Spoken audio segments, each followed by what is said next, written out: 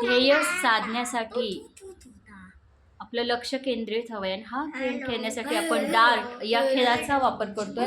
चला सर्वज्ञ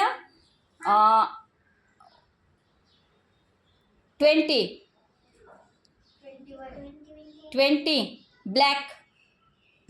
ओ 3 चान्स.